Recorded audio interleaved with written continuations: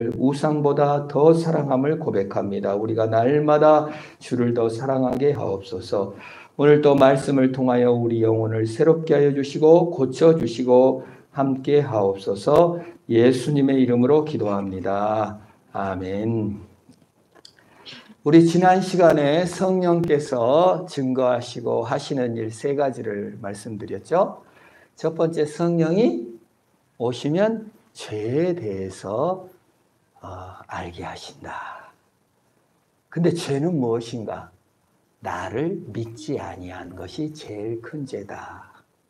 죄에 대하여라 함은 나를 믿지 않으며, 제일 큰 죄는 예수를 믿지 않은 죄다. 반역죄라 그랬죠.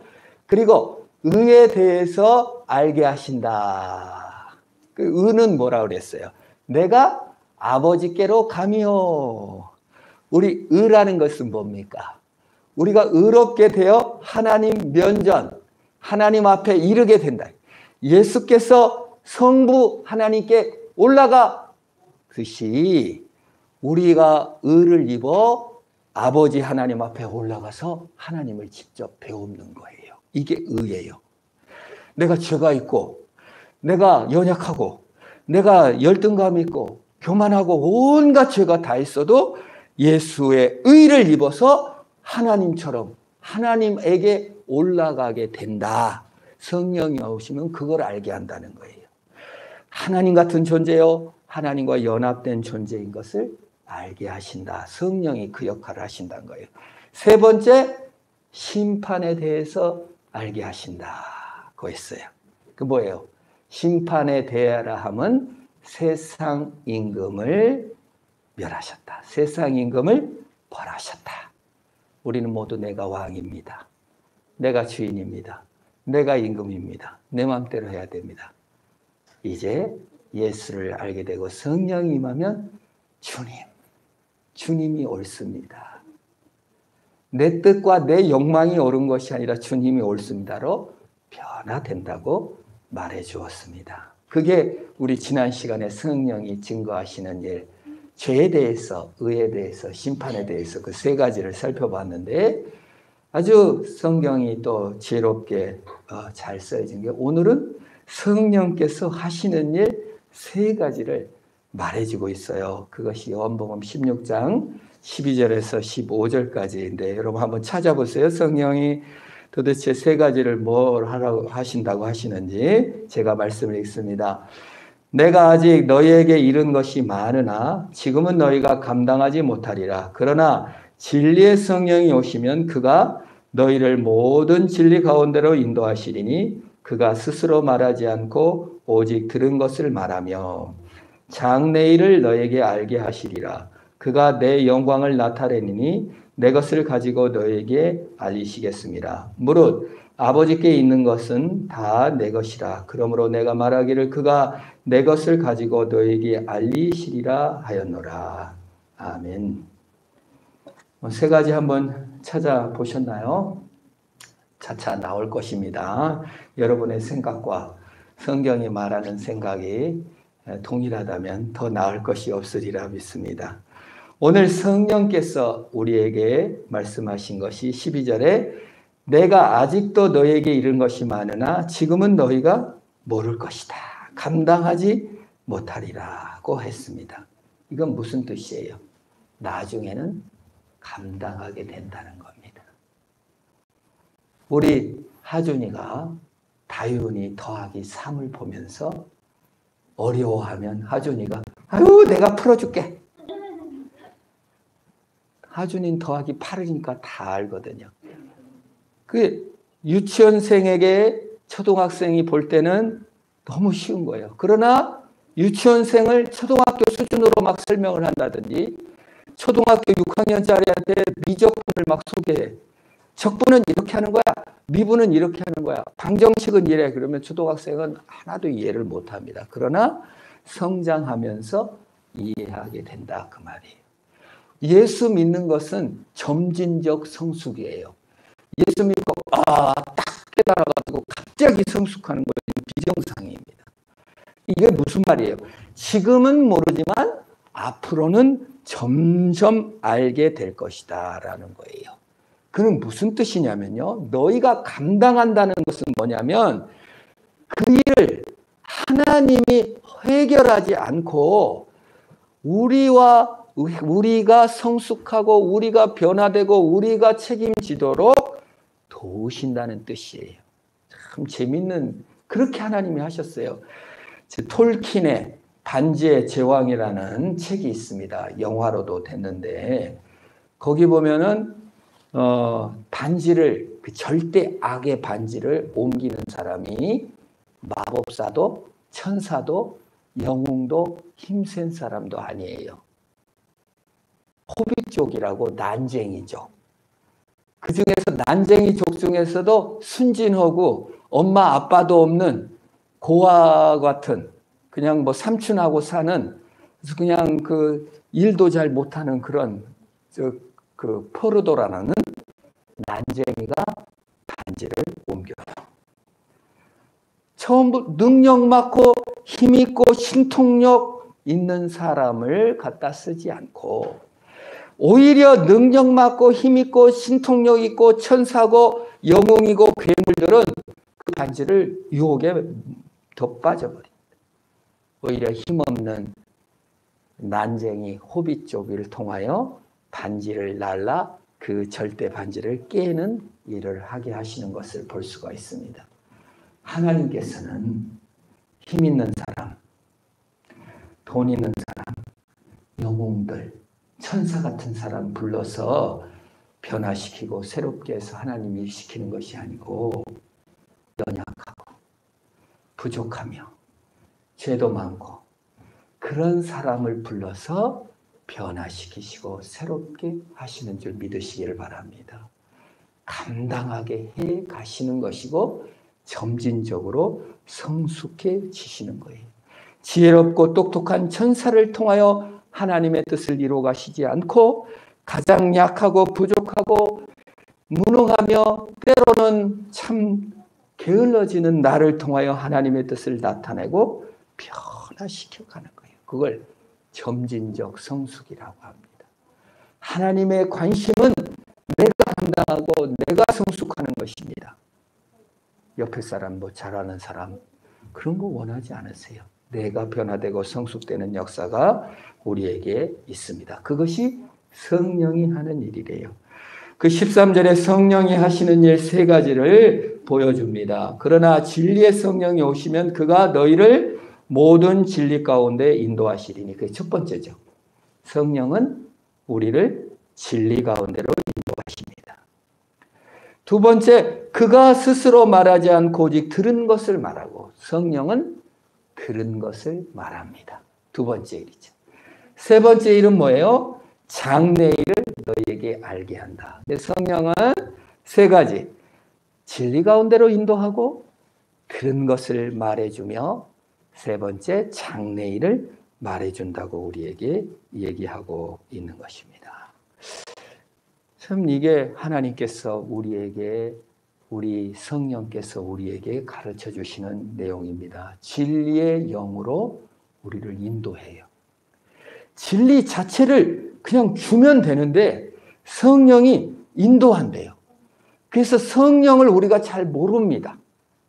그래서 아리우스파라고 당나라 시대에 기독교 교회가 당나라에 많이 섰습니다.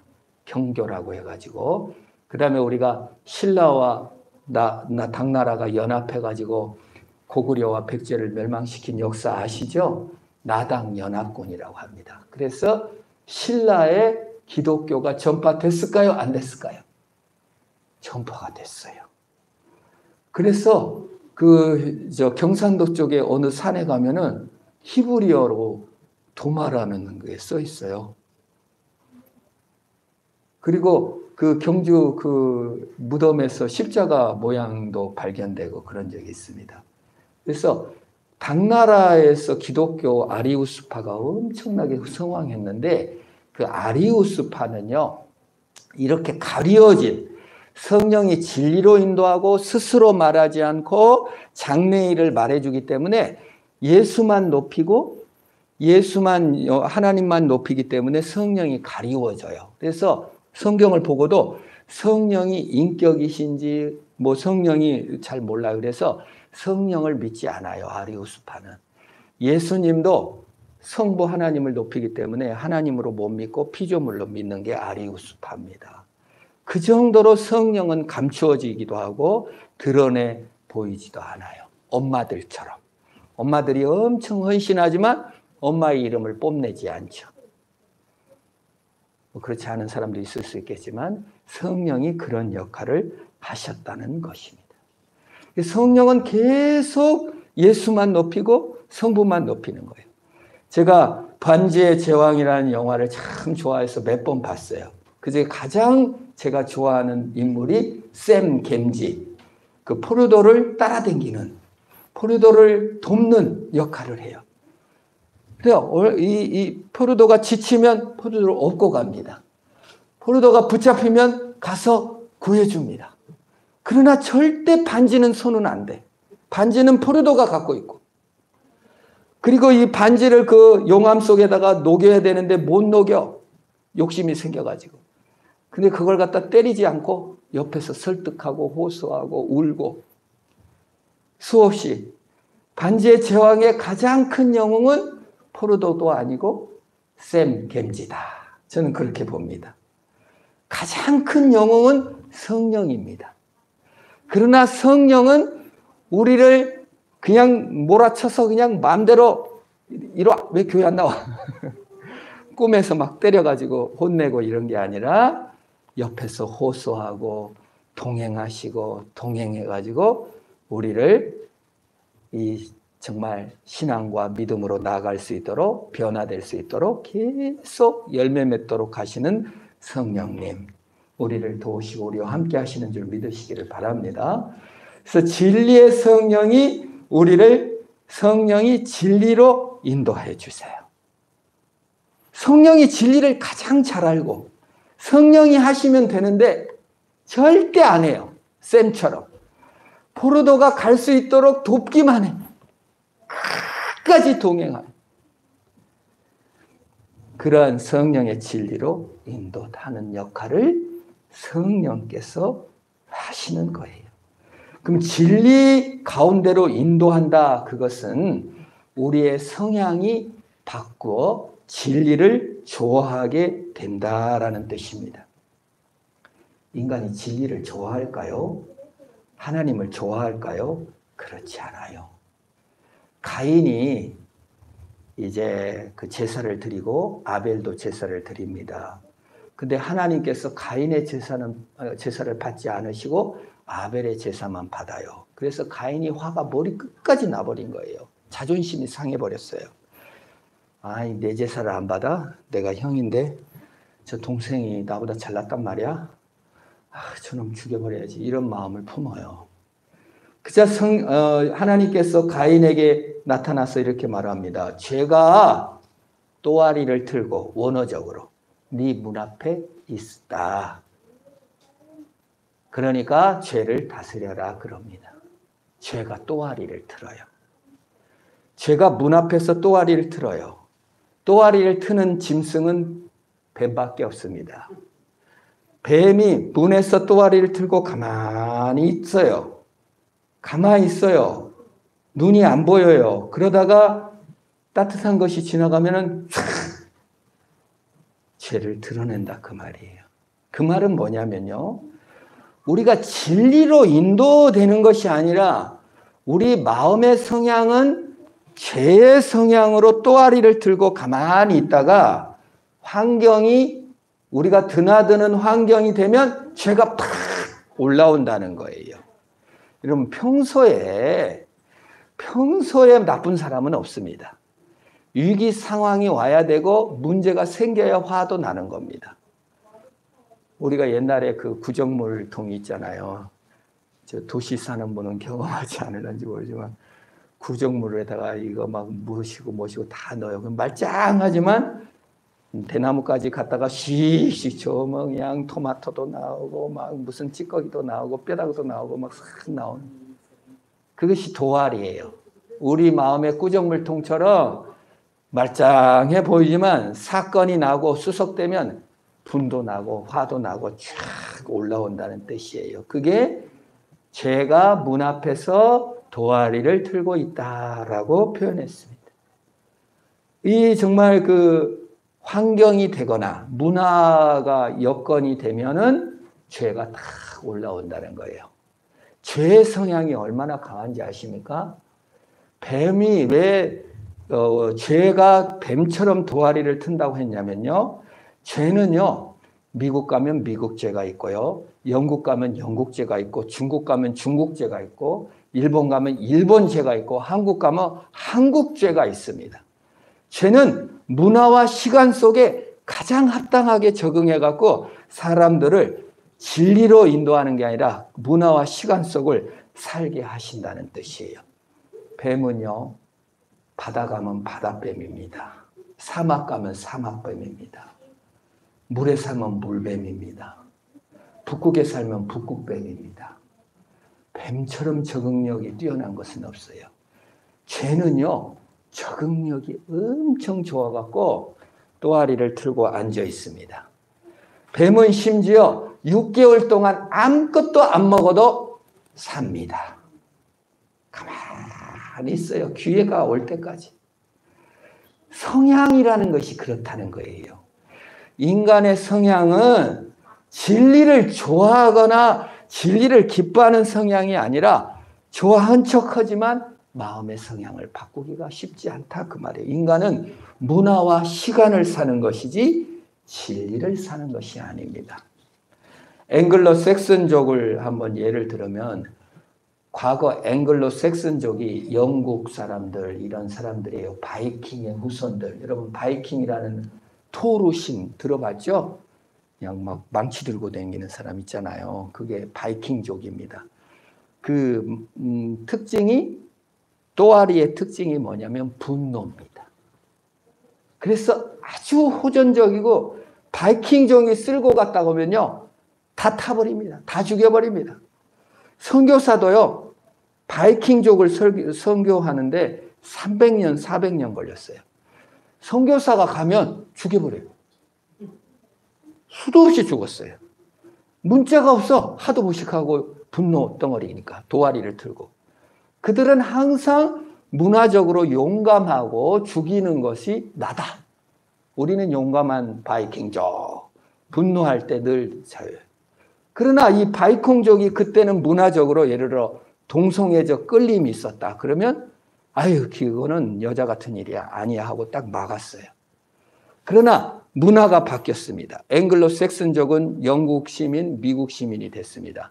똑같은 문화적 상황에서 지금 미국 시민이 맨해튼에서 분노하고 싸우고 망치를 들고 설친다. 그거는 뭐라고 말하겠습니까? 이건 내가 아니야. 분노하면 안 되지. 나는 교양 있는 문화 시민이야. 그리고 이제 그 분노는 억제하는 문화 속에서 삽니다. 그러나 동성애적 끌림이 생겼으면 이건 나야. 이게 나지. 나를 속이지 않을 거야 하면서 그걸 표출합니다. 여기서 말하는 건 무슨 죄가 더 나쁘다 좋다가 아니라 도화리를 트는 것은 문화와 시간 속에서 틀고 있다가 어느 것이 튀쳐나올지는 모르지만 그 성향이 바꿔지지는 않는다는 거예요. 참 무서운 진리입니다. 우리 예수를 믿는다는 것은 성향으로 믿는다는 거거든요. 마음으로 예수가 좋아요. 마음으로 예수를 사랑해야 돼요. 마음으로 진리를 좋아하게 되는 것은 쉬운 게 아니에요, 여러분. 여러분 가만히 있으면 뭘 하고 싶으십니까? 마음의 성향이 뭘 하고 싶으세요? 가만히 있는데 원망만 되고 이런 아직 마음의 성향이 바꿔지지 않았다는 거예요. 마음의 성향은요. 문화와 시간의 산물이기 때문에 변화되기가 쉽지 않은 거예요. 문화를 뛰어넘고 시간을 뛰어넘기가 쉽지 않아요. 성령이 오셔야 우리의 성향이 변화돼서 하나님을 사랑하고 기뻐하게 한다. 그걸 사람이 마음으로 믿어 의에 이른다고 하는 거예요. 우리는 마음을 감정이라고 생각하는데요. 성경은 마음을 감정이라고 아니고 성향, 결단, 정감이라고 해석합니다.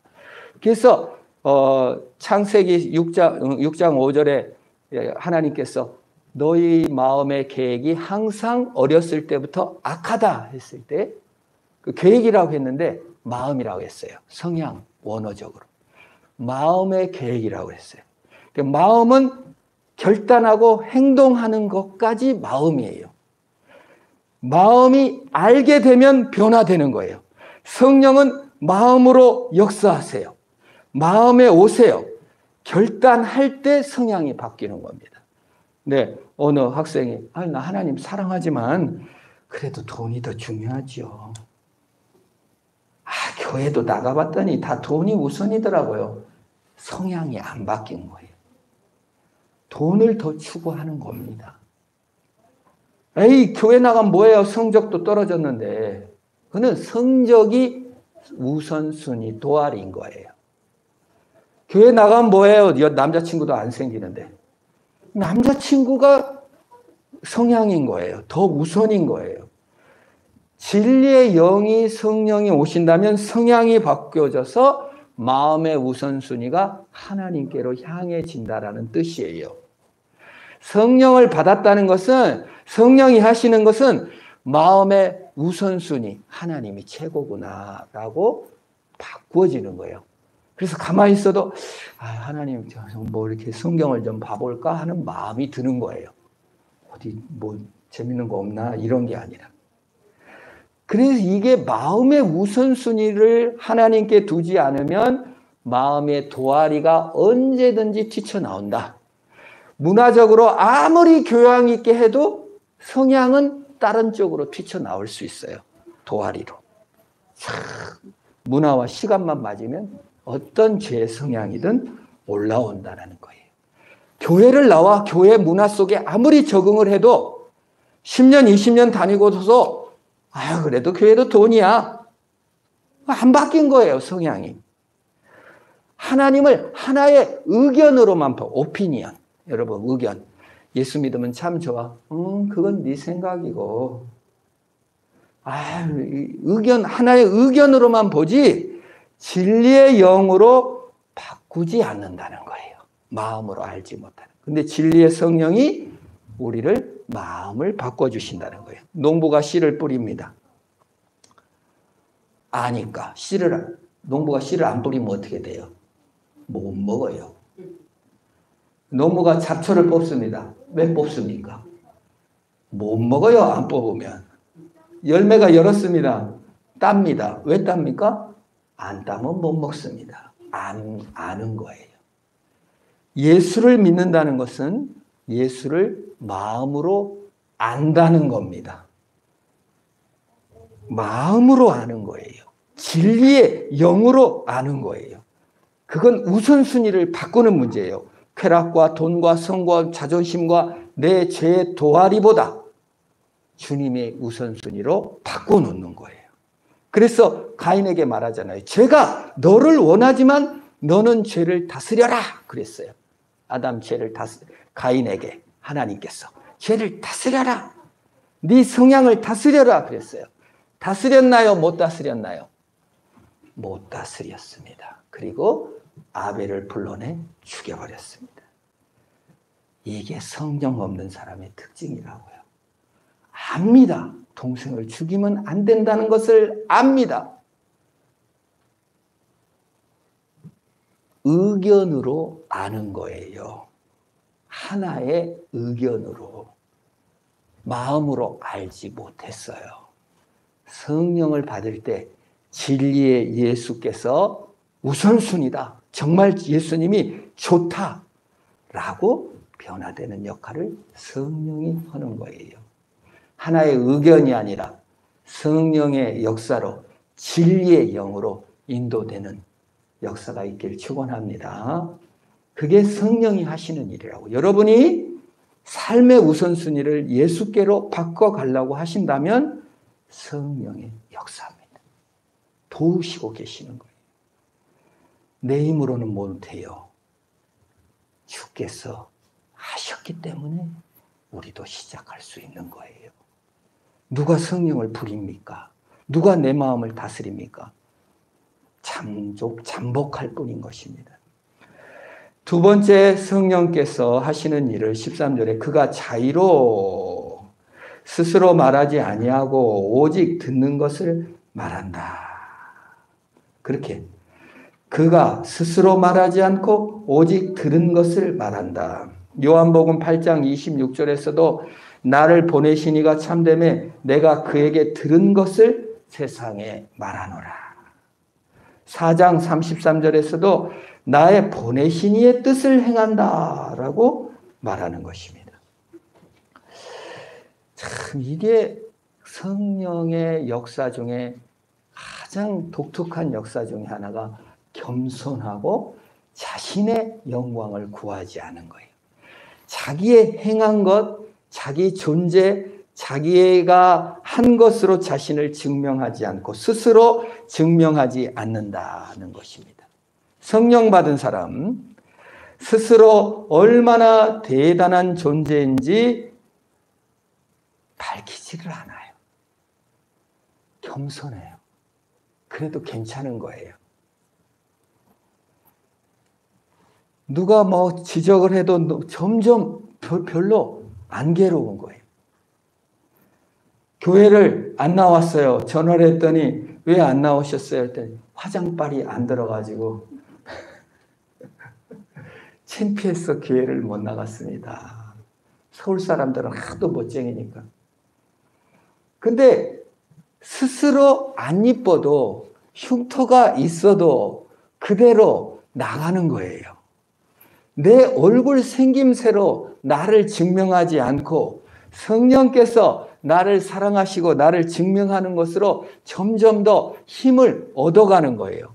성령 스스로를 높일 기회가 하나도 없어요. 자기가 들은 것만 말하고 예수만 높이는 일을 해요. 그런데도 별로 괴롭지가 않은 거예요. 이타적으로 베푸는데 즐거운 거예요. 주면서도 즐거운 거예요. 여러분 결혼할 때 결혼 대상자를 어떤 대상자를 구하셨습니까? 대부분 나를 이해해주고 나를 잘 이렇게 해주는 사람을 구할 겁니다. 남자도 마찬가지예요. 나를 이해해주는 사람을 구해요. 근데 딱 결혼하면 어떻게 됩니까? 누가 나를 이해해 줍니까? 그래서 결혼에서 가장 중요한 것이 커미트먼트, 헌신이다. 그를 위해 주면서 기뻐할 수 있어야 된다. 이타적인 것이다라고 말하는 거예요. 커미트먼트가 없으면, 헌신이 없으면 내 이기적인 쾌락을 만족시키기 위해서 남을 이용하는 결혼은 해서는 안 된다는 거예요. 헌신이 있어야 된다는 거예요. 예수님의 기쁨, 성령의 기쁨이 뭡니까? 내 스스로 영광을 드러내지 않아도 예수님에 높여지면 그걸로 만족한다는 거예요.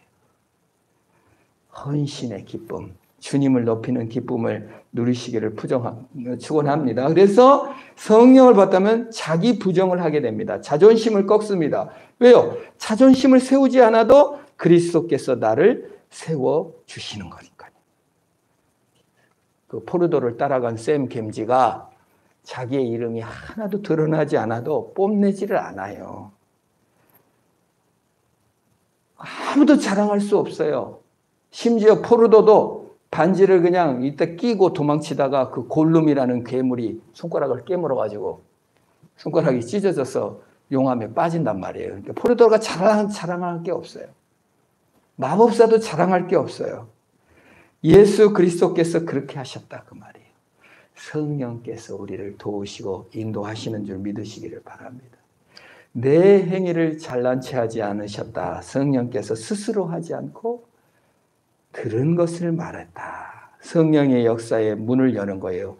하나님께 영광을 돌리고 예수님께 영광을 돌리기 시작하면 성령의 역사에 문을 여는 것입니다. 세 번째가 성령께서 장래일을 알게 하신다고 했어요. 장래일을 너에게 알려주시리라. 이거 왜 장래일을 알려줄까요? 올림픽 때마다 심장마비로 죽은 사람이 상당합니다. 월드컵 때 죽은 사람도 꽤 돼요. 우리 어느 분은 축구를 못 본대. 그래서 탁 꺼버린다는 거예요. 우리 주인은 영화를 보면은요, 들어와서 보다가 막 지방으로 뛰어가. 그래서 가만히 있다가 나와서 이렇게 봤다가 또 뛰어가. 결정적인 장면을 못 봐요.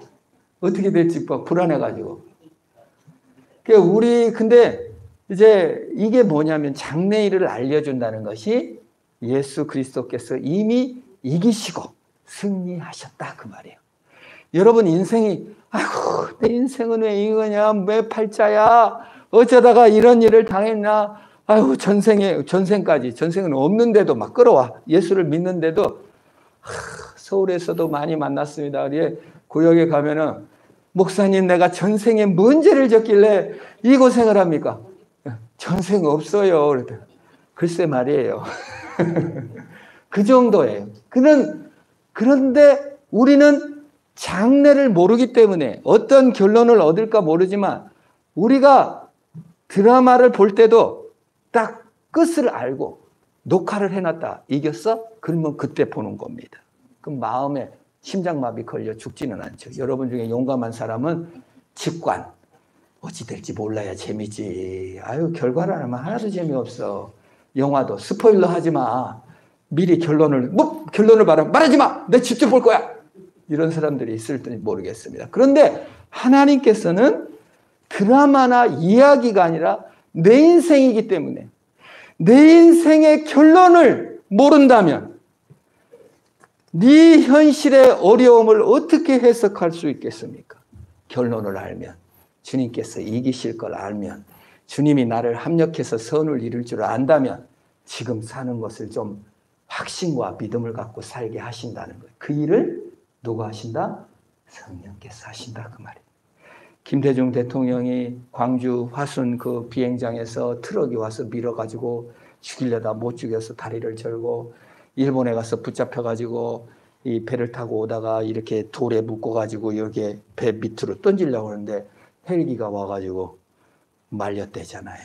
근데 그걸 결론을 모르고 보면은 나 이제 차에 쳐 죽었다. 나 이제 현해탄에 빠져 죽었다. 이럴 줄 알겠습니까?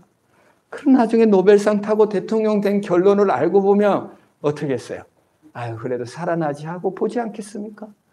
우리 인생이 지금 어려워요. 힘들어요. 좌절스러워요. 하필 이렇게 꼬였나? 여러분, 예수께서 이기시고 승리하시고 다 계획이 있고 하늘 영광의 빛으로 비춰줄 결론이 있는 줄 믿으시기를 바랍니다. 지금 나의 삶, 과거, 상처, 눈물, 죄, 허한들, 완성은 현실로 이루는 게 아니에요. 과거의 상처로 머물러 있는 게 아니에요.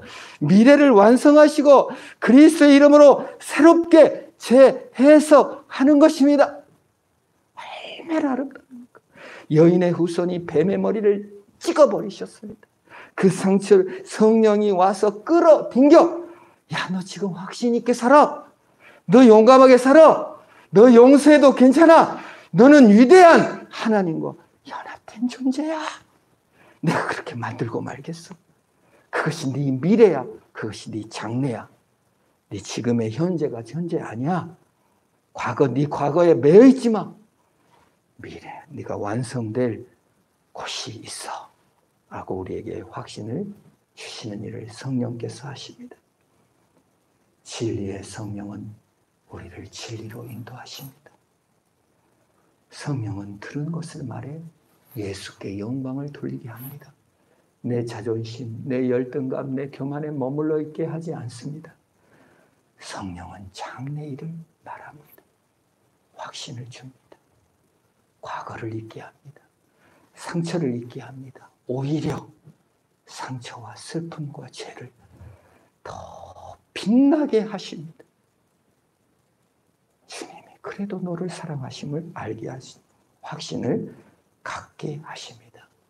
오늘을 사는 성도 여러분, 문화와 시간을 뛰어넘어 그리스도의 진리에 나가며 자기 증명이 아닌 하나님의 영광을 사모하며 이긴 줄 아시고 확신과 믿음 가운데 승리하시기를 축원합니다. 나는 못합니다. 그러나 그리스도께서 하셨습니다. 그러므로 시작의 발을 옮기시기를 축원합니다. 기도합시다. 하나님 도우소서. 진리의 성령님 오셔서 진리 가운데로 인도하옵소서. 우리 합심으로 한번 기도하겠습니다.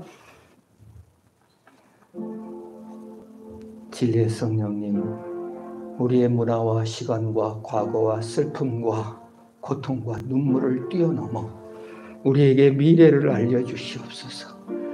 주님이 이기셨고 주님이 승리하실 것을 믿습니다. 주님의 뜻 가운데 확신과 믿음을 갖게 하옵소서. 나를 증명해내지 못하여 내 피와 땀과 눈물을 들이며 안달복달하는 자가 아닌 예수의 영광을 추구하는 자가 되게 하시옵소서. 내 시간과 무한화와 죄의 또아리를 넘어 그리스도의 영광을 보는 자가 되게 하옵소서. 예수님의 이름으로 기도합니다. 기도하겠습니다. 이제는 우리 주 예수 그리스도의 은혜와